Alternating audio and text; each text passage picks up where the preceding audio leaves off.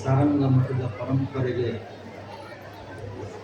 ಸೇರಿರ್ತಕ್ಕಂಥ ಜಗದ್ಗುರು ಸಾರಂಗಧರೇಶ್ವರ ರಾಷ್ಟ್ರೀಯ ಅನ್ನಛತ್ರದ ಆವರಣದಲ್ಲಿ ಮೂರನೆಯ ದಿನದ ಧರ್ಮಸಭೆಯ ಸಾನ್ನಿಧ್ಯವನ್ನು ವಹಿಸಿಕೊಂಡಿರ್ತಕ್ಕಂಥ ಜಗದ್ಗುರು ಡಾಕ್ಟರ್ ಸಾರಂಗಧರೇಶ್ವರ ಮಹಾಸ್ವಾಮಿಗಳಿಗೆ ನಮಿಸಿ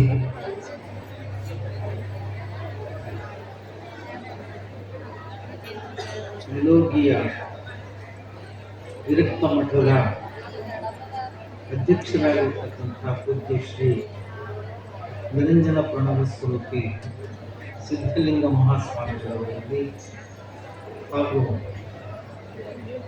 3 ದಿನಗಳ ಕಾಲ ಪ್ರವಚನವನ್ನು ನೀಡಿರ್ತಕ್ಕಂಥ ಲಾಡಮುಗುಳಿ ವಿರಕ್ತ ಮಠದ ಅಧ್ಯಕ್ಷರಾದ ಪೂಜ್ಯ ಶ್ರೀ ನಿರಂಜನ ಪ್ರಣವ ಸ್ವರೂಪಿ ಅಭಿನವ ಬಸವಲಿಂಗ ಮಹಾಸ್ವಾಮಿಗಳು ಶರಣಾರ್ಥಿಗಳನ್ನು ತಿಳಿಸಿ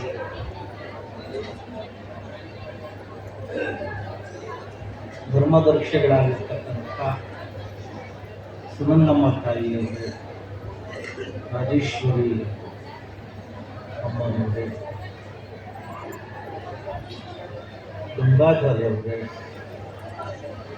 ಈ ದಿನದ ವಿಶೇಷ ಅತಿಥಿಗಳಾಗಿ ಬಂದು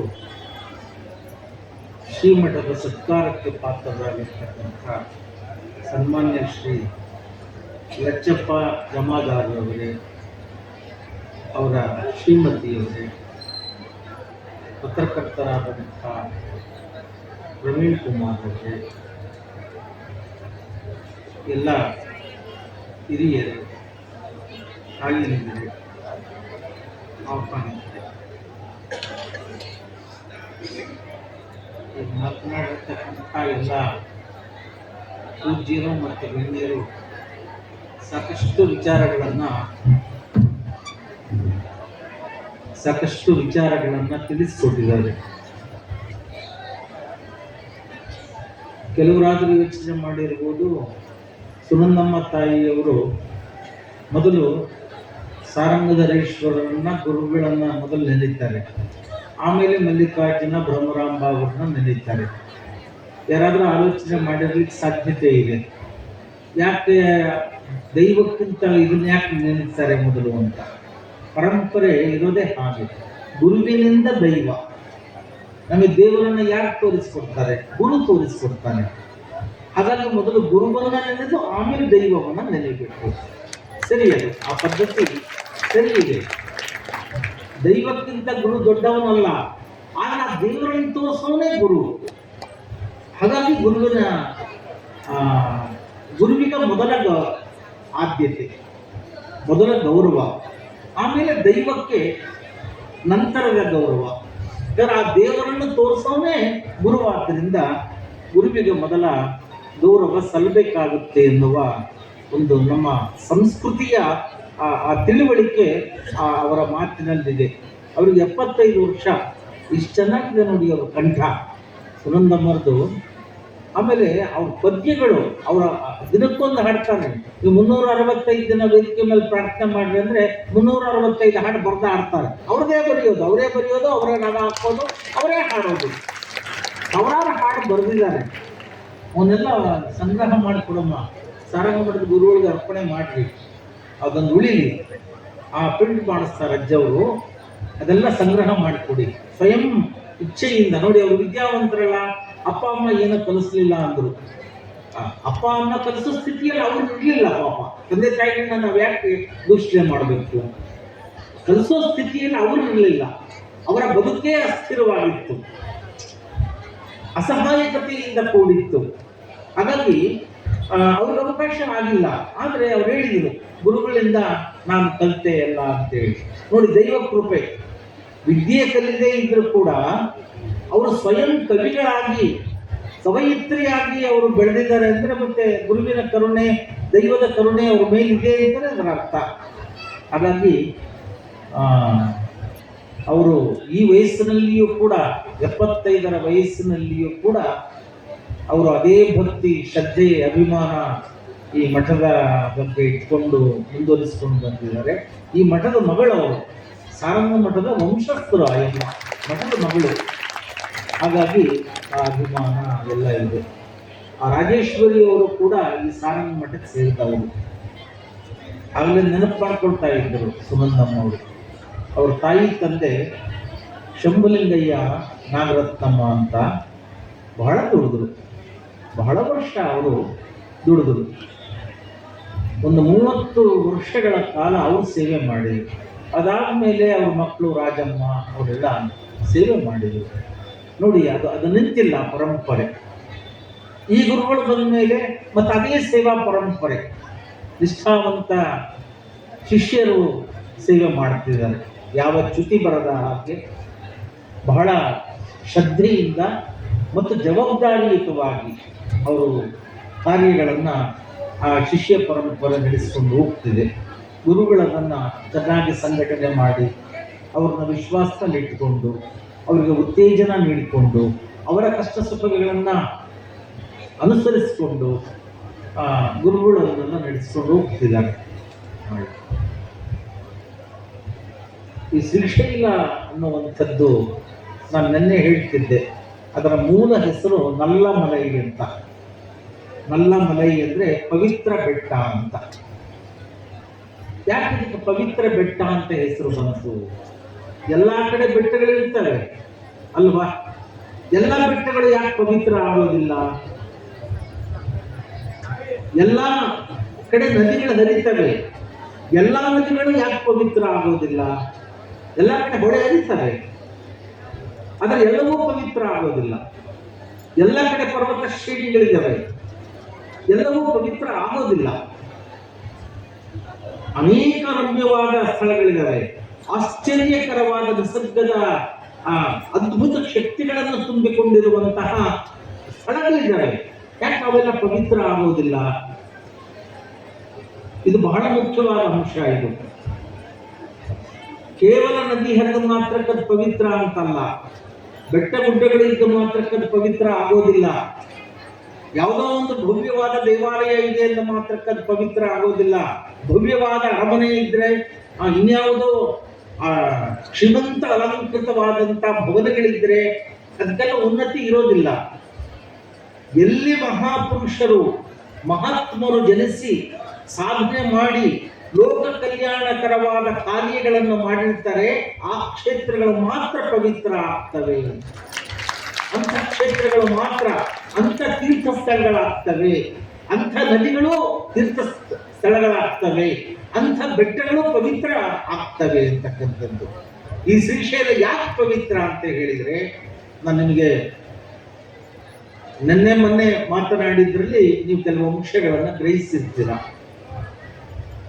ಇಡೀ ಜಗತ್ತಿಗೆ ಮಾರ್ಗದರ್ಶನ ಮಾಡಿದಂಥ, ಮನುಕುಲವನ್ನು ಉದ್ಧರಿಸಿದಂಥ ನಮ್ಮ ದ್ರಾವಿಡ ಸಂಸ್ಕೃತಿಯ ಮೂಲ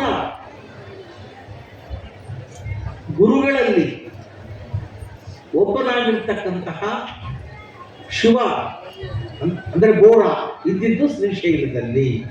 ಅವನ ಮಗ ಬಾರ ಗಣಪತಿ ಇದ್ದಿದ್ದು ಶ್ರೀಶೈಲದಲ್ಲಿ. ಅವನ ಸೇನಾಪತಿ ವೀರಭದ್ರ, ಆತನ ಧರ್ಮಪತ್ನಿ ಭದ್ರಕಾಳಿ ಇದ್ದಿದ್ದು ಶ್ರೀಶೈಲದಲ್ಲಿ. ಕುಬೇರ ಇದ್ದಿದ್ದು ಶ್ರೀಶೈಲದಲ್ಲಿ. ಹಾಗಾಗಿ ಭೈರವ ಇದ್ದಿದ್ದು ಶ್ರೀಶೈಲದಲ್ಲಿ. ಇಂಥ ಎಲ್ಲ ಮಹಾಪುರುಷರು, ಇಷ್ಟೊಂದು ಜನ ಮಹಾಪುರುಷರು ಇದ್ದಿದ್ದು ಶ್ರೀಶೈಲದಲ್ಲಿ. ಹಾಗಾಗಿ ಇದನ್ನ ಪವಿತ್ರ ಪರ್ವತ, ಪವಿತ್ರ ಬೆಟ್ಟ ಅಂತ ಕರೆದರು. ಅಂಥ ಮಹಾಪುರುಷರು ಇಲ್ಲಿ ಇದ್ದು ಸಾಧನೆ ಮಾಡಿ ಲೋಕ ಕಲ್ಯಾಣ ಕಾರ್ಯಗಳನ್ನು ಇಲ್ಲಿಂದ ಮಾಡಿದರು. ಆ ಶಿವನಿಂದ, ಬೋರನಿಂದ ಇಡೀ ಭಾರತದ ಚರಿತ್ರೆಯೇ ಬದಲಾಯಿತು. ಅವನ ಮಗ ಬಾರನಿಂದ ಭಾರತ ಅಂತ ಹೆಸರು ಬಂತು. ಭಾರತೀಯ ಸಂಸ್ಕೃತಿಗೆ ಒಂದು ಹೊಸ ರೂಪ ಬಂತು, ಹೊಸ ಶಕ್ತಿ ಬಂತು, ಚೈತನ್ಯ ಬಂತು. ಈ ಕ್ಷೇತ್ರ ನೋಡಿ, ಆಗಲೇ ಅವರು ಹೇಳ್ತಿದ್ರಲ್ಲ, ಯಾವುದು ಶ್ರೀಶೈಲೇ ಶಿಖರಂ ದೃಷ್ಟವ, ಶ್ರೀಶೈಲದಲ್ಲಿ ಶಿಖರದ ದರ್ಶನ ಮಾಡಿದರೆ ಪುನರ್ಜನ್ಮ ನ ವಿದ್ಯತೆ, ಪುನರ್ಜನ್ಮ ಇರುವುದಿಲ್ಲ ಅಂತ ಸ್ಕಾಂದ ಪುರಾಣದ ಮಾತದು. ಸ್ಕಾಂದ ಪುರಾಣ ಅಂತ ಒಂದು ಬಹುದೊಡ್ಡ ಪುರಾಣ ಇದೆ, ಅದರಲ್ಲಿ ಶ್ರೀಶೈಲ ಖಂಡ ಅಂತ ಒಂದು ಭಾಗ ಇದೆ, ಅದರಲ್ಲಿ ಈ ಮಾತನ್ನ ಹೇಳ್ತಾರೆ. ಶ್ರೀಶೈಲೇ ಶಿಖರಂ ದೃಷ್ಟ, ಶ್ರೀಶೈಲದಲ್ಲಿ ಶಿಖರವನ್ನ ದರ್ಶನ ಮಾಡಿದರೆ. ಇದು ಬಹಳ ಅಮೃತವಾಣಿ ಇದು. ಶಿಖರ ಅಂದ್ರೆ ಏನು? ದೇವಾಲಯದ ಭೌತಿಕ ಶಿಖರವೇ. ಶ್ರೀಶೈಲದ ಶಿಖರ ಅಂದ್ರೆ ಯಾವುದು? ಆ ದೇವಾಲಯದ ಗೋಪುರ, ಕಳಸ, ಆ ಶಿಖರ ಇದೆಯಲ್ಲ, ಅದು ಶಿಖರವೇ? ಇಲ್ಲ, ಅದನ್ನು ಹೇಳ್ತಾ ಇಲ್ಲ ಅವರು. ಶ್ರೀಶೈಲದ ಶಿಖರ ಅಂದ್ರೆ ದೇವಾಲಯದ ಶಿಖರ ಅಲ್ಲ, ಸಾಕ್ಷಾತ್ ಮಲ್ಲಿಕಾರ್ಜುನನೇ ಶ್ರೀಶೈಲದ ಶಿಖರ. ಅವನ ದರ್ಶನ ಮಾಡಿದರೆ ಪುನರ್ಜನ್ಮ ಇಲ್ಲ ಅಂತ ಅದರ ಒಳ ತಿರುಳು, ಒಳ ಅರ್ಥ, ಆಧ್ಯಾತ್ಮಿಕ ಅರ್ಥ. ಶ್ರೀಶೈಲದ ಶಿಖರವಾಗಿರುವ ಸಾಕ್ಷಾತ್ ಮಲ್ಲಿಕಾರ್ಜುನನ ದರ್ಶನ ಯಾರಿಗಾಗುತ್ತೆ ಅವರಿಗೆ ಭವಬಾಧೆ ಇಲ್ಲ, ಭವಾಂತರಗಳಿಲ್ಲ, ಇದೇ ಜನ್ಮದಲ್ಲಿ ಅವರಿಗೆ ಮೋಕ್ಷ ದೊರೆಯುತ್ತೆ ಅನ್ನುವಂಥದ್ದು ಅದರ ಭಾವಾರ್ಥ. ಎಂಥೆಂಥ ಮಹಾನುಭಾವರು ಇಲ್ಲೆಲ್ಲ ಮುಂದೆ ಸಾಧನೆ ಮಾಡಿದರು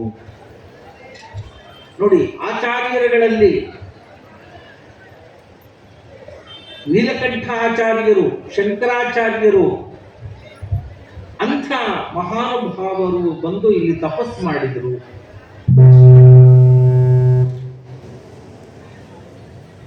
ವಿರೂಪಾಕ್ಷ ಸಿದ್ಧ 11ನೇ ಶತಮಾನದ ಒಬ್ಬ ಮಹಾನ್ ಸಾಧಕ, ಮಹಾನ್ ಜ್ಞಾನಿ, ವಿದ್ವಾಂಸ. ಚಂದ್ರಗುಂಡ ಮಠ ಅಂತ ಇಲ್ಲಿತ್ತು, ಈಗಿಲ್ಲ, ಅದು ಅಸ್ತಿತ್ವದಲ್ಲಿಲ್ಲ. ನಾನು ಹೇಳಿದ್ನಲ್ಲ, ಅದನ್ನ ಮರಾಠ ಸಮುದಾಯಕ್ಕೆ ಸರ್ಕಾರ, ಇಲ್ಲಿನ ದೇವಾಲಯದ ಆಡಳಿತ ಅದಕ್ಕೆ ಹಸ್ತಾಂತರ ಮಾಡಿಬಿಟ್ಟಿದೆ. ಗುಡ್ಡ ಮೂಲ ಮಠ, ಆ ಚಂದ್ರಗುಂಡವೇ ಮಲ್ಲಿಕಾರ್ಜುನನ ಮೂಲ ಸ್ಥಾನ ಆಗಿತ್ತು ಮೊದಲು, ಅದಕ್ಕೆ ಗುಂಡ ಮೂಲ ಮಠಂ ಅಂತ ಕರೀತಾರೆ ಇತಿಹಾಸದಲ್ಲಿ. ಅಲ್ಲಿಂದ ಮತ್ತೆ ಮಲ್ಲಿಕಾರ್ಜುನ ಲಿಂಗ ಯಾರು ಪೂಜೆ ಮಾಡ್ತಾ ಇದ್ರು? ಮಲ್ಲಿಕಾರ್ಜುನ ಯಾವ ದೈವ ಆಗಿದ್ದ ಮೊದಲು? ಇಲ್ಲಿನ ಆದಿವಾಸಿಗಳ ಪರಮ ದೈವವಾಗಿದ್ದ ಮಲ್ಲಿಕಾರ್ಜುನ ಲಿಂಗ ಇದೆಯಲ್ಲ, ಇಲ್ಲಿನ ಆದಿವಾಸಿಗಳು ಅವರ ಆರಾಧ್ಯ ದೈವ ಆಗಿದ್ದ. ಅನೇಕರಿಗೆ ಗೊತ್ತಿಲ್ಲ, ಶಿವನೂ ಕೂಡ ಲಿಂಗ ಪೂಜಕನಾಗಿದ್ದ. ಲಿಂಗ ಪೂಜಾ ಪರಂಪರೆಯಲ್ಲೂ ಶಿವನೂ ಕೂಡ ಬಂದವನು. ಮುಂದೆ ಆ ಶಿವನ ಸಂಕೇತವಾಗಿ ಅದು ಲಿಂಗ ಆಯ್ತು ಅಂತಕ್ಕಂಥದ್ದು. ಆಮೇಲೆ ಅದು ಸ್ಥಳಾಂತರ ಆಯಿತು. ಆ ಸಿದ್ದರಾಮನ ಕೊಳ್ಳದ ಪಕ್ಕ ಅದು ಮಠ, ಅಲ್ಲಿದ್ದು ಲಿಂಗ, ಮೂಲ ಲಿಂಗ. ಇಲ್ಲಿನ ಚುಂಚನು ಅಂತ ಏನು ಜನಾಂಗ ಇದ್ದಾರೆ, ಆದಿವಾಸಿ ಜನಾಂಗ ಇದ್ದಾರೆ, ಭಾರತದ ಅತ್ಯಂತ ಪ್ರಾಚೀನ ಬುಡಕಟ್ಟು ಜನಾಂಗಗಳಲ್ಲಿ ಆ ಚುಂಚನು ಅನ್ನುವಂಥದ್ದು ಒಂದು ಜನಾಂಗ. ಆ ಜನಾಂಗದ ಅಧಿದೈವವಾಗಿತ್ತು. ಅದಕ್ಕೆ ಭೀಮೇಶ್ವರ ಲಿಂಗ ಅಂತ ಕರೀತಿದ್ರು ನೋಡಿ. ಶ್ರೀಶೈಲದ ಮಲ್ಲಿಕಾರ್ಜುನ ಏನಿದೆಯಲ್ಲ, ಅದನ್ನ ಭೀಮೇಶ್ವರ ಲಿಂಗ ಅಂತ ಕರೆಯೋರು. ಭೀಮಲಿಂಗ, ಲಿಂಗ ಚಕ್ರವರ್ತಿ ಅಂದ್ರೆ ಲಿಂಗಗಳಿಗೆಲ್ಲ ಚಕ್ರವರ್ತಿ. ತಳಾದಿಲಿಂಗ, ಘನಲಿಂಗ, ಮಹಾಲಿಂಗ, ಶಾಸನಗಳಲ್ಲಿ, ಕಾವ್ಯಗಳಲ್ಲಿ, ಪುರಾಣಗಳಲ್ಲಿ ಬರುವ ಹೆಸರುಗಳಿದವು. ಲಿಂಗಗಳಿಗೆಲ್ಲ ಮೂಲ ಆದಿ ಲಿಂಗ, ತಳಾದಿಲಿಂಗ. ತಳ ಅಂದ್ರೆ ಗೊತ್ತಲ್ಲ, ಆದಿಲಿಂಗ, ತಳಾದಿಲಿಂಗ ಅಂತ ಕರೀತಾ ಇದ್ರು ಅದನ್ನ. ಅಂದ್ರೆ ದಕ್ಷಿಣ ಭಾರತದಲ್ಲಿ ಲಿಂಗ ಪೂಜಾ ಪರಂಪರೆ ಪ್ರಾರಂಭವಾಗಿದ್ದೇ ಶ್ರೀಶೈಲದಲ್ಲಿ. ಇದು ಬಹಳ ಮುಖ್ಯವಾದಂತಹ ಅಂಶ. ಆಮೇಲೆ ಈಗಿರೋ ಜಾಗ ಇದೆಯಲ್ಲ, ಈಗಿರೋ ದೇವಾಲಯ, ಅದರ ಪಕ್ಕದಲ್ಲಿ ಈ ಮಲ್ಲಿಕಾರ್ಜುನ ಲಿಂಗ ಸ್ಥಳಾಂತರ ಆಯಿತು. ಬಹುಶಃ 4-5ನೇ ಶತಮಾನದ ಹೊತ್ತಿಗೆ ಒಂದು ಪುಟ್ಟ ದೇವಾಲಯ ಮಾಡಿಕೊಂಡು ಅಲ್ಲಿ ಪೂಜೆ ಮಾಡ್ತಾ ಇದ್ರು. ಅದು ಶಿಥಿಲ ಆದ ಮೇಲೆ ಅದನ್ನು ತೆಗೆದು ಬಿಟ್ಟು 13ನೇ ಶತಮಾನದ ಪ್ರಾರಂಭದ ದಶಕಗಳಲ್ಲಿ ಈಗಿರುವ ದೇವಾಲಯವನ್ನು ಕಟ್ಟಿದರು. ಅಂದ್ರೆ 3ನೇ ಬಾರಿಗೆ ಸ್ಥಳಾಂತರ ಆಗಿ ಆ ದೈವಕ್ಕೆ ಒಂದು ಸ್ಥಿರವಾಸ ನೆಲೆಯಾಯಿತು. ಆದಿವಾಸಿಗಳ ದೈವವಾಗಿದ್ದಂಥ ಮಲ್ಲಿಕಾರ್ಜುನನನ್ನ ನಮ್ಮ ಸಮಾಜದ ಅಗ್ರವರ್ಣದ ಜನ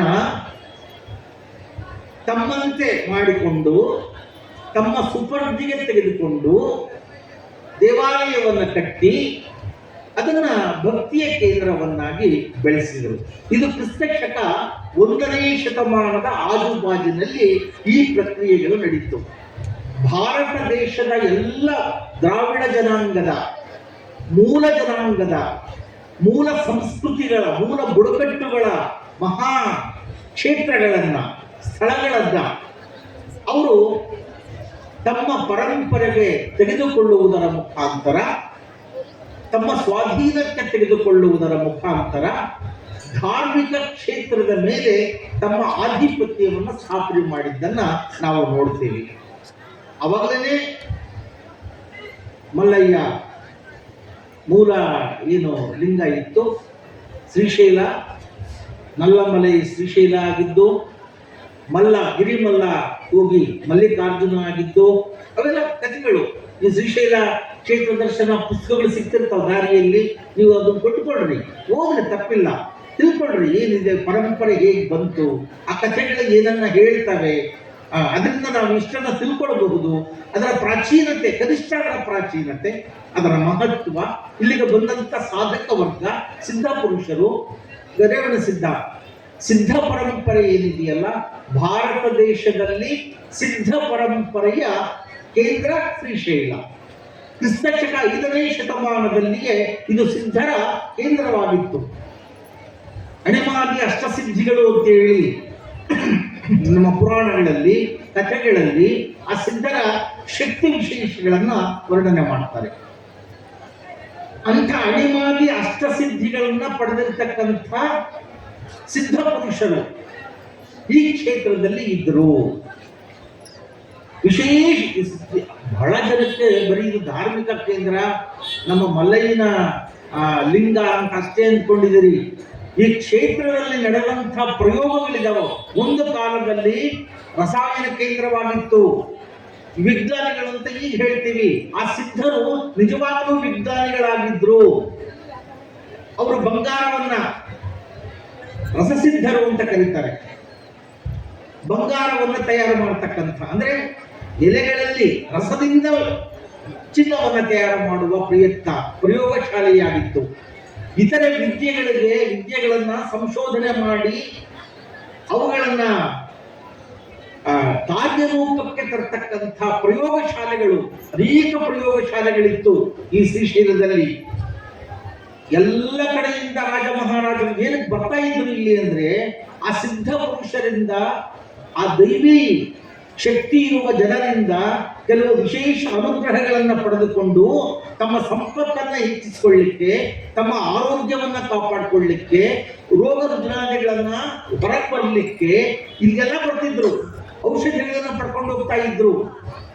ಸುಮ್ಮನೆ ರಾಜ ಮಹಾರಾಜರಲ್ಲಿ ಇಲ್ಲಿ ಬರಲಿಲ್ಲ. ಅಂಥ ಮಹನೀಯರಲ್ಲಿ ಸಾಧನಾ ಪುರುಷ ಆಗಿದ್ರಿಲ್ಲಿ, ಸಿದ್ಧರಿದ್ರಿಲ್ಲಿ.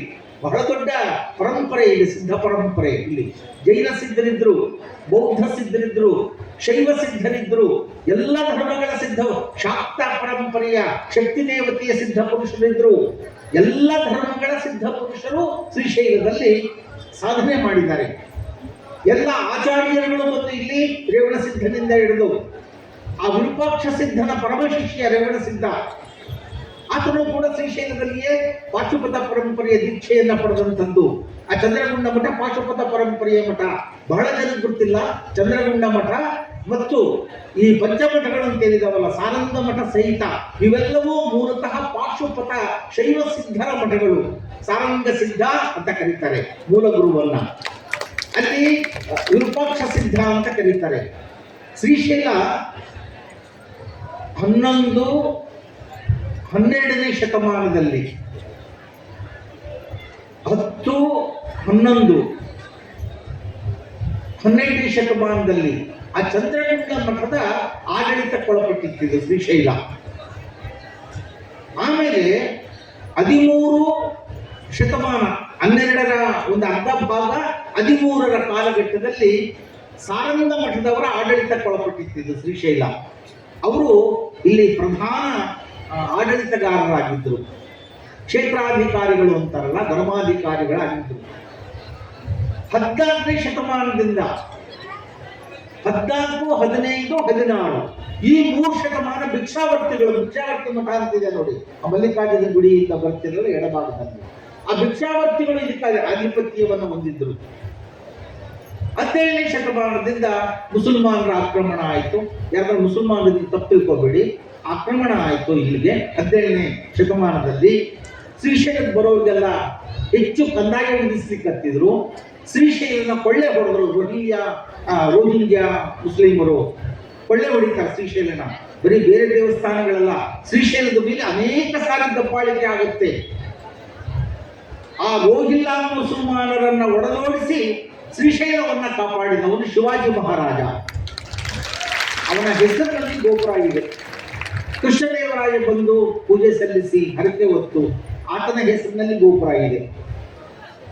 ಬೇರೆ ಬೇರೆ ರಾಜ ಮಹಾರಾಜರುಗಳು ಇದಕ್ಕೆಲ್ಲ ಎಂತೆಂತ ಯಾವ ಕಾಲದಿಂದ, ಕ್ರಿಸ್ತ ಶಕ ಶಾತವಾಹನರ ಕಾಲದಿಂದ, ಕ್ರಿಸ್ತ ಶಕ ಅಂದ್ರೆ 2000 ವರ್ಷಗಳ ಹಿಂದೆ ಇದ್ದಂತ ಶಾತವಾಹನ ದೊರೆಗಳು ಇದನ್ನ ಆಳ್ಲಿಕ್ಕೆ ಶುರು ಮಾಡ್ತಾರೆ. ಆಮೇಲೆ ಎಲ್ಲಿಯವರೆಗೆ? ಕಲ್ಯಾಣಿ ಚಾಲುಕ್ಯರು, ಹೊಯ್ಸಳರವರೆಗೆ. ಅದರೊಳಗೆ ಎಲ್ಲಾ ರಾಜರುಗಳು, ಆಂಧ್ರದ ರಾಜರುಗಳು, ಕರ್ನಾಟಕದ ರಾಜರುಗಳು ಎಲ್ಲರೂ 10 ರಾಜಮನೆತನಗಳು ಶ್ರೀಶೈಲವನ್ನ ಆಳ್ವಿಕೆ ಮಾಡ್ತಾರೆ. ದಾನ ಧರ್ಮ ದತ್ತಿ ಕೊಡ್ತಾರೆ. ಇದು ಹಿಂದೆಲ್ಲ ಹೇಳಿತ್ತು. 1057ರಲ್ಲಿ ಚಾಲುಕ್ಯ ಅರಸ ಆತ ಶ್ರೀಶೈಲಕ್ಕೆ ದಂಪತಿ ಸಹಿತ ಇಲ್ಲಿಗೆ ಬರ್ತಾನೆ. ದಾನ ಮಾಡಿರ್ತಕ್ಕಂಥ ಒಂದು ಶಾಸನ. ಶ್ರೀಶೈಲಕ್ಕೆ 60 ಹಳ್ಳಿಗಳು ದಾನ ಕೊಟ್ಟಿರ್ತಾರೆ. 60 ಹಳ್ಳಿಗಳಿಂದ ಬರುವ ಆದಾಯವನ್ನ ಶ್ರೀಶೈಲ ಮಲ್ಲಿಕಾರ್ಜುನ ಆರಾಧನೆಗೆ ಮತ್ತು ದಾಸೋಹಕ್ಕೆ ಬಳಸಬೇಕು ಅಂತ ಶಾಸನ ಇರೋದು. ಆ ದೊರೆ 1057ರಲ್ಲಿ ತ್ರಿಭುವನ ಮಲ್ಲ, ತ್ರೈಲೋಕ್ಯ ಮಲ್ಲ, ತ್ರಿಭುವನ ಮಲ್ಲ ಅಂತ ದೊರೆ ದಂಪತಿ ಸಹಿತ ಬರ್ತಾನೆ. ಅವರು ದಾನ ಮಾಡಿದ್ದಾನೆ. ಆ ದಾನದ ಇದರಲ್ಲಿ ಶ್ರೀಶೈಲ ಸಾರಂಗ ಮಠದ ಅನ್ನಛತ್ರಕ್ಕೆ, ಅನ್ನದಾಸೋಹಕ್ಕೆ ಹಳ್ಳಿಯನ್ನ ಉಂಬಳಿ ಕೊಡ್ತಾನೆ ಆ ದೊರೆ. ಈ 57 ಬಂದ್ರೆ ಬರೋಬ್ಬರಿ 1000 ವರ್ಷ ಆಗುತ್ತೆ ಸಾರಂಗ ಮಠಕ್ಕೆ ಶಾಸನ ಆಗುತ್ತೆ. ಅದು ಅತ್ಯಂತ ಪ್ರಾಚೀನ ಮಠ ಅನ್ಲಿಕ್ಕೆ ನಿಮ್ಗೆ ಹೇಳಿದೆ. ಆ ದೊರೆ ಕೊಟ್ಟಿರುವ ಶಾಸನದಲ್ಲಿ ಸಾರಂಗ ಮಠದ ದಾಸೋಹಕ್ಕೆ ಅಂತಾನೆ ಒಂದು ಊರನ್ನ ಉಂಬಳಿಯಾಗಿ ಕೊಡ್ತಾನೆ. ಆ ಕರ್ನೂಲು ಜಿಲ್ಲೆಯ ಒಂದು ಬೆಟ್ಟದ ಮೇಲೆ ಆ ಶಾಸನ ಇದೆ ಇವತ್ತಿಗೂ ಕೂಡ. ಈ ರೀತಿ ಶ್ರೀಶೈಲದಲ್ಲಿ ಅನ್ನದಾಸೋಹ ಬಹಳ ಪ್ರಾಚೀನ ಕಾಲದಿಂದ ಮಠಗಳಲ್ಲಿ ನಡೀತಾ ಇತ್ತು. ಅದಕ್ಕೆ ವಿಶೇಷವಾಗಿ ಸಾರಂಗ ಮಠ ಆ ದಾಸೋಹಕ್ಕೆ 1000 ವರ್ಷಗಳ ಹಿಂದೆಯೇ ಪ್ರಸಿದ್ಧವಾಗಿತ್ತು. ಒಬ್ಬ ಮಹಾರಾಜ ಅದನ್ನು ಗುರುತಿಸಿ ಗೌರವಿಸ್ತದೆ ಅಂತ ಹೇಳಿದ್ರೆ ಆ ಗೊತ್ತಿಗೆ ಅದೊಂದು ಘನತೆಯನ್ನ ಪಡೆದಿತ್ತು ಅಂತಕ್ಕಂಥದ್ದನ್ನ ನಾವು ನೋಡ್ತೇವೆ. ಈ ರೀತಿ ಅನೇಕ ರಾಜವಂಶಗಳು, ಅನೇಕ ಆಚಾರ್ಯರು. ಇನ್ನು ಶರಣರ ಸಂದರ್ಭಕ್ಕೆ ಬಂದ್ರೆ ಎಲ್ಲ ಶರಣರು, ಹೆಚ್ಚು ಕಡಿಮೆ ಎಲ್ಲ ಶರಣರು ಶ್ರೀಶೈಲಕ್ಕೆ ಬಂದಿದ್ದಾರೆ. ಬಸವಣ್ಣವ್ರು ಬಂದಿರೋದಕ್ಕೆ ಉದಾಹರಣೆ ಇಲ್ಲ. ಆದರೆ ಬಸವಣ್ಣ ತಾನೊಬ್ಬ ಭಕ್ತನಾಗಿ ಭಕ್ತಿಯಿಂದ ತನ್ನ ಭವಾಂತರಗಳನ್ನ, ತನ್ನ ಪೂರ್ವ ಜನ್ಮದ ಸ್ಮರಣೆಯನ್ನ ಹೇಳ್ಕೊಳ್ತಾನೆ. 7 ಜನ್ಮದಲ್ಲಿ ಶಿವಭಕ್ತನಾಗಿ ಬಾರದಿದ್ದೊಡೆ ನಿಮ್ಮಾಣೆ ನಿಮ್ಮ ಪ್ರಮಥರಾಣೆ. ಅದನ್ನಪ್ಪ ಆ ವಚನ ಪ್ರಾರಂಭ ಆಗೋದು. ಪ್ರಥಮ ಭವಾಂತರದಲ್ಲಿ ಶಿಲಾದನೆಂಬ ಭಕ್ತನಾಗಿದ್ದೆ. ಯಾಕಪ್ಪ?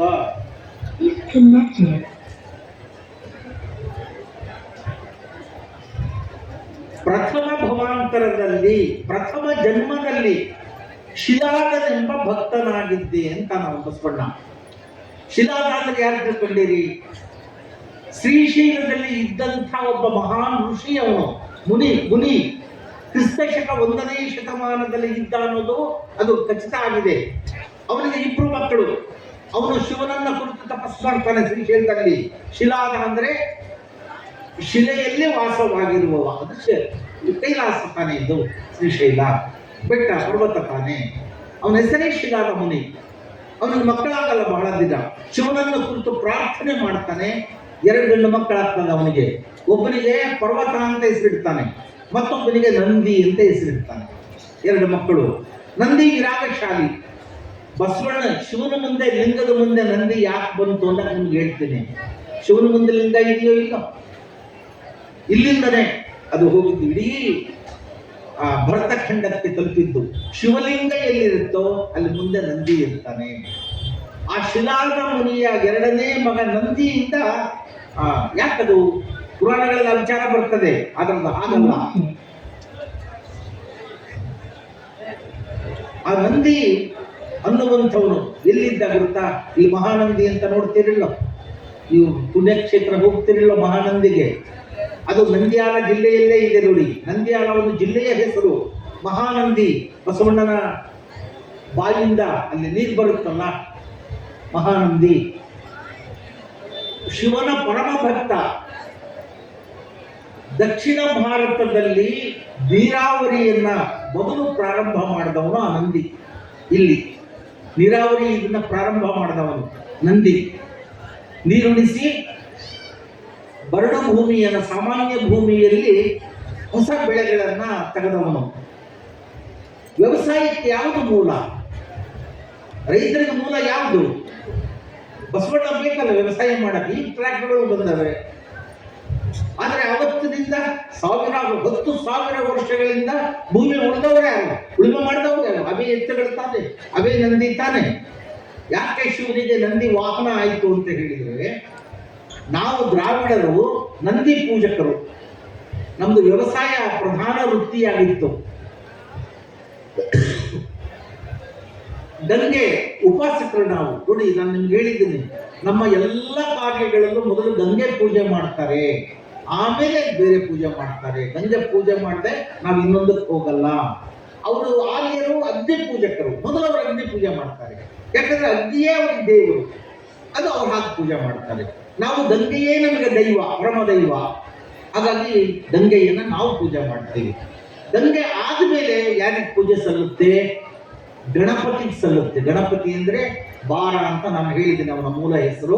ಅವನಿಂದಲೇ ಭಾರತ ಬಂದಿದ್ದು.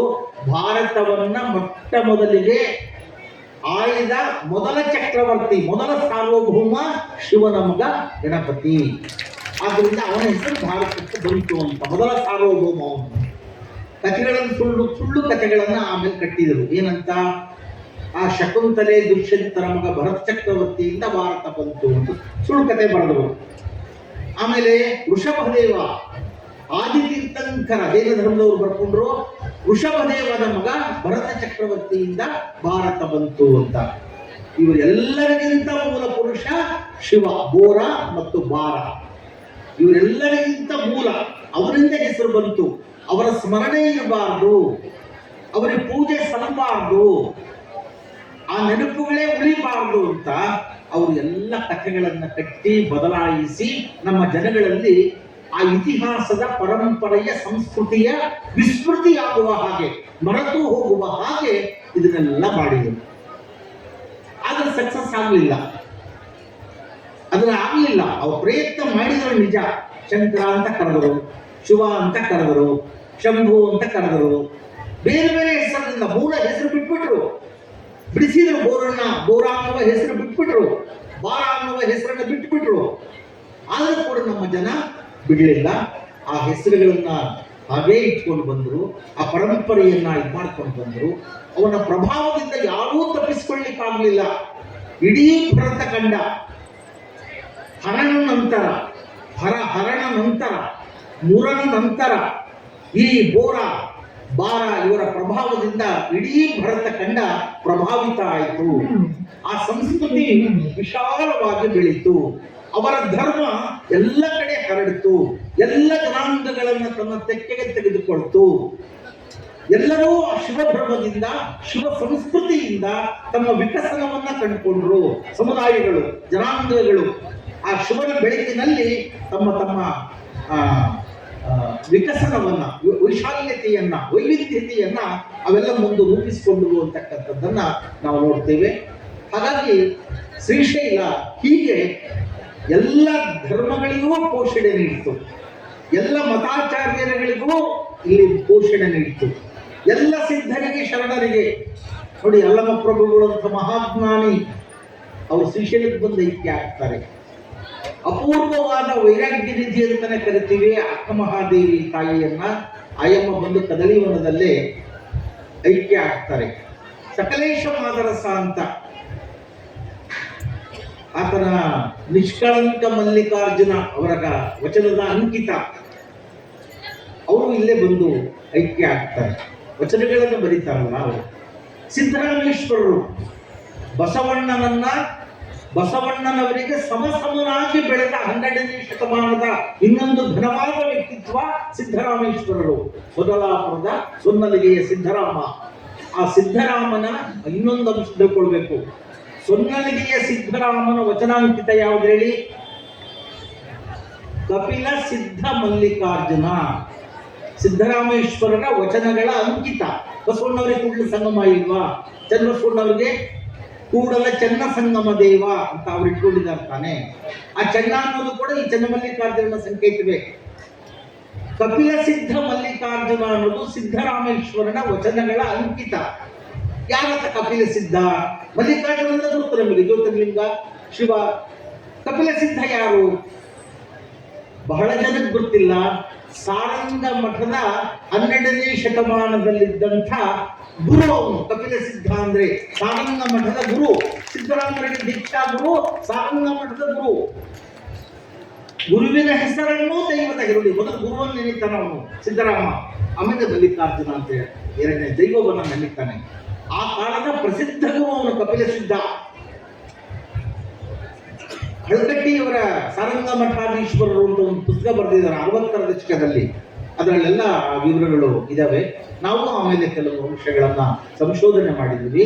ಕಪಿಲ ಸಿದ್ಧ ಆತ ಶ್ರೀಶೈಲದ ಸಾರಂಗ ಮಠದ ಅತ್ಯಂತ ಪ್ರಮುಖ ಗುರುವಾಗಿದ್ದ. ಆ ಅವಧಿಯಲ್ಲಿ ಸಾರಂಗ ಮಠದವರ ಆಧಿಪತ್ಯಕ್ಕೆ ಒಳಪಟ್ಟಿತ್ತು ಅಂತ ನಾನು ಹೇಳಿದ್ದಲ್ಲ ಶ್ರೀಶೈಲ. ಬೇರೆ ಬೇರೆ ಕಾಲಘಟ್ಟದಲ್ಲಿ ಬೇರೆ ಬೇರೆ ಮಠಗಳು ಈ ಶ್ರೀಶೈಲ ಅಧಿಕಾರವನ್ನ ನಡೆಸಿಕೊಂಡು ಬಂದವು ಅಂತಕ್ಕಂಥದ್ದು. ಈ ರೀತಿ ಅದು ಬೆಳೀತಾ ಬಂತು. ಬಹಳ ದೊಡ್ಡ ಕ್ಷೇತ್ರ, ಮಹಿಮಾನ್ವಿತ ಕ್ಷೇತ್ರ. ಅಂಥ ಮಹಾತ್ಮರೆಲ್ಲ ಇಲ್ಲಿ ಸಾಧನೆ ಮಾಡಿದರು. ಇಲ್ಲಿಂದ ಲೋಕ ಕಲ್ಯಾಣಕರವಾದ ಕೆಲಸಗಳೆಲ್ಲ ನಡೀತು. ಪ್ರೇರಣೆ ಸಿಕ್ತು ಎಲ್ಲ ಕಡೆಗೆ. ಹಾಗಾಗಿ ಆ ಮಹಿಮಾನ್ವಿತ ವ್ಯಕ್ತಿಗಳು ಸಾಧನೆ ಮಾಡಿ ಬೋಧನೆ ಮಾಡಿ ಅವರು ಶ್ರೇಷ್ಠ ಕಾರ್ಯಗಳನ್ನ, ಉದಾತ್ತ ಕಾರ್ಯಗಳನ್ನ, ಮಾನವ ಜನಾಂಗದ ಉದ್ಧಾರಕ್ಕಾಗಿ ಮಣಿಗಳನ್ನ ಮಾಡಿದಂಥ ಕ್ಷೇತ್ರವಾದ್ದರಿಂದ ಇದು ಮಹಿಮಾನ್ವಿತವಾದ ಕ್ಷೇತ್ರ, ಪವಿತ್ರವಾದ ಪರ್ವತ ಅಂತ ನಮ್ಮ ಜನ ಸಾವಿರಾರು ವರ್ಷಗಳಿಂದ ಇಲ್ಲಿ ಬಂದು ಅದರ ದರ್ಶನ ತೆಗೆದುಕೊಂಡು ಒಂದು ಶಾಂತಿ, ನೆಮ್ಮದಿಯನ್ನ, ಸುಖವನ್ನ ಬಯಸುವಂಥ ಒಂದು ಕ್ಷೇತ್ರವಾಗಿ ಇದು ಪರಿಣಮಿಸ್ತು ಅಂತಕ್ಕಂಥದ್ದು. ನಮ್ಮೆಲ್ಲರ ಆರಾಧ್ಯ ದೈವ ಮಲ್ಲಿಕಾರ್ಜುನ ಭ್ರಮರಾಂಬ ದೇವಿ. ನಾನು ಹೇಳಿದ್ದೀನಿ, ಮಲ್ಲಿಕಾರ್ಜುನನ ಮೂಲ ಹೆಸರು ಏನು? ಬೋರ. ಭ್ರಮರಾಂಬ ತಾಯಿಯ ಮೂಲ ಹೆಸರು ಬೋರಿ, ಬೋರಮ್ಮ, ಬೋರಾಂಬೆ ಅಂತ. ಬೋರ, ಬೋರಿ. ಆಮೇಲೆ ಅವರು ಶಿವ ಭ್ರಮರಾಂಬೆ ಅಂತ ಆಮೇಲೆ ಮಾಡ್ಕೊಡ್ಲಿ. ಯಾವುದೇ ಹೆಸರಿನಿಂದ ಕರೀಲಿ, ಅದೇನು ತಪ್ಪಲ್ಲ. ಅವರಿಗೆ ಅವರ ಭಾವಕ್ಕೆ ತಕ್ಕಂತೆ ಶಿವನನ್ನ ಕಲ್ಪಿಸಿಕೊಂಡಿದ್ದಾರೆ. ಆದರೆ ನಮ್ಮ ಮೂಲ ಗುರು, ಆಧ್ಯಾತ್ಮಿಕ ಗುರು, ಸಾಂಸ್ಕೃತಿಕ ಗುರು, ನಮ್ಮ ಧರ್ಮದ ಗುರು ಯಾರು? ಶಿವ ಏನಿದ್ದಾನೆ ಆತ ಶಿವಗಣ ನೋಡಿ. ಆಮೇಲೆ ಇವನು ಬುದ್ಧನೂ ಕೂಡ ಗಣ ಪರಂಪರೆಯಲ್ಲಿ ಬಂದವನು. ಗಣ ಅಂದ್ರೆ ಗುಂಪು, ಗುಂಪಿನ ಒಡೆಯ, ಗುಂಪಿನ ಯಜಮಾನವನ್ನ ಗಣಪತಿ ಅಂತ ಕರೀತಾ ಇದ್ರು. ಗಣ ಅಂದ್ರೆ ಗುಂಪು. ಈ ಜಂಗಮರನ್ನು ಕೂಡ ಗಣಗಳು ಅಂತಾರೆ. ಐಗಳನ್ನ ಕರೀತಾರಲ್ಲ, ಕೆಲವು ಕಡೆ ಕರೀತಾರೆ ಗಣಗಳು ಅಂತ. ನಿಮ್ ಕಡೆ ಇರ್ಬೋದು ಆ ಪದ್ಧತಿ. ಅವರನ್ನು ಕರೆದು ಊಟಕ್ಕೆ ಹಾಕ್ಬೇಕು ಅಂತ. ಈ ಬ್ರಾಹ್ಮಣರನ್ನು ಕರೆದು ಊಟಕ್ಕೆ ಹಾಕ್ಬೇಕು, ಜಂಗಮರನ್ನು ಕರೆದು ಊಟಕ್ಕೆ ಹಾಕ್ಬೇಕು ಅನ್ನುವಂಥದ್ದನ್ನು ರೂಢಿಸಿದ್ರು ಸಮಾಜದಲ್ಲಿ. ಅದು ಯಾಕಾಗಿ ಬಂತು ನಾನು ಆ ವಿವರಗಳಿಗೆ ಹೋಗೋದಿಲ್ಲ. ಗಣ ಅಂದ್ರೆ ಗುಂಪು, ಆ ಗಣಗಳಿಗೆ ಯಜಮಾನ, ಒಡೆಯ ಗಣಪತಿ ಅಂತ ಆಯ್ತು. ನಾಗರು ಆಳ್ತಾ ಇದ್ದಾಗ ಗಣಪತಿಗೆ ಹಾವಿನ ತಲೆ ಇತ್ತು. ಶಿವನ ಭಕ್ತರಾದ ನಂದಿಗಳು ಆಳ್ತಾ ಇರುವಾಗ, ಶಿವಭಕ್ತರು ಆಳ್ತಾ ಇದ್ದಾಗ ನಂದಿ ಬಂತು ತಲೆ ಮೇಲೆ. ಆಮೇಲೆ ಆನೆ ತಲೆ ಬಂದಿದ್ದು 4ನೇ ಕ್ರಿಸ್ತ ಶಕ 3ನೇ ಶತಮಾನದ ಈಚೆಗೆ ಗಣಪತಿಗೆ ಆನೆ ತಲೆ ಬಂದಿದ್ದು. ಅದಕ್ಕೂ ಮೊದಲು ಎತ್ತಿನ ತಲೆಗಳು, ಅದಕ್ಕೂ ಮೊದಲು ನಾಗರ ಹಾವು ಇರ್ತಾ ಇತ್ತು ತಲೆ ಮೇಲೆ. ಅಂದು ಆಳುವ ವರ್ಗ ಯಾವ ಆಡಳಿತಕ್ಕೆ ಸೇರಿತ್ತು ಅಂದ್ರೆ ನಾಗರ ಜಾತಿಗೆ ಸೇರಿದ್ರೆ ನಾಗರ ಹಾವು ಇರ್ತಾ ಇತ್ತು, ಅವರು ಆಳುವಷ್ಟು ಕಾಲ. ನಂದಿ, ಶಿವನ ಭಕ್ತರಾದ ನಂದಿ ಸಂಕೇತವಾಗಿ ತಲೆ ಮೇಲಿದ್ರೆ ಅವರು ಆಳ್ತಾ ಇದ್ರು ಭಾರತವನ್ನ ಅಂತ. ಅದಾದ್ಮೇಲೆ ಆನೆ ಬಂದಿತ್ತು. ಆಮೇಲೆ ಉತ್ತರ ಭಾರತದ ಆರ್ಯರನ್ನ ಸೋಲಿಸಿ ಅವರನ್ನು ಹಿಮ್ಮೆಟ್ಟಿಸಿದರ ಸಂಕೇತವಾಗಿ